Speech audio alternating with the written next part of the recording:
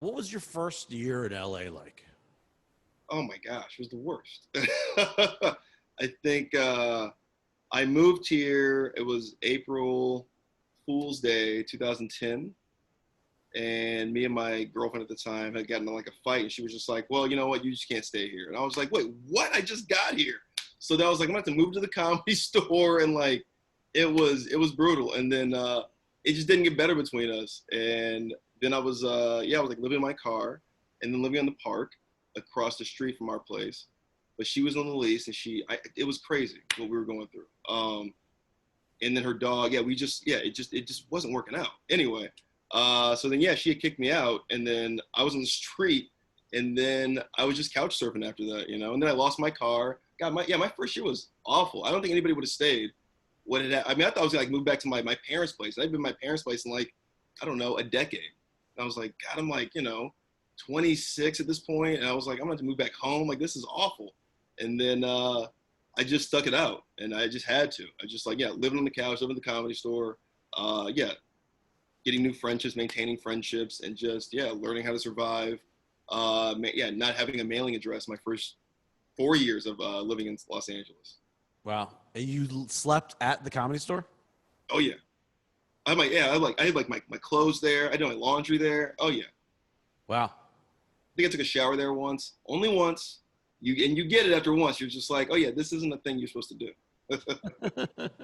I can't imagine how creepy that was, taking a shower. It was brutal.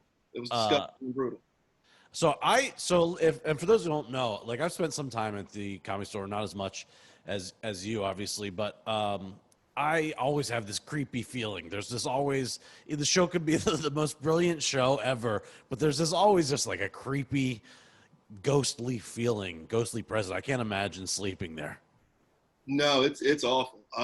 They say there's ghosts there. I mean, I'm not I'm not in the same boat to believe it, but I will say I mean, it's almost weird that there's something weird there, but I also feel like my mind has played tricks on me there a lot.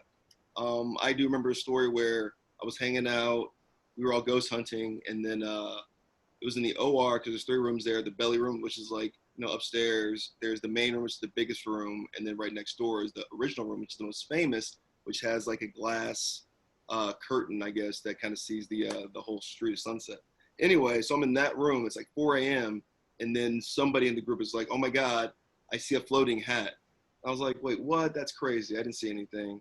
And then everybody's like, "Oh my God, I saw it too," right? Convincing themselves they saw it. And I was like, "Well, I didn't see anything, but this is creepy. Let me call my best friend because I don't need to be here right now because you guys are creeping me out." So I call him, and then when I'm calling him, the phone in the original room booth is ringing, and I'm like, "Well, that's weird. Who's calling at 4 in the morning, right?" So I hang up, and when I hang up, the phone stops ringing. I'm like, "That's weird too." So I call back my buddy who lives in San Diego. I'm in Los Angeles, and it starts ringing again, and I was like, "All right." I hang up again. It stops ringing again. Third time, right? The rule of three. So I go over to the original room booth where the phone is.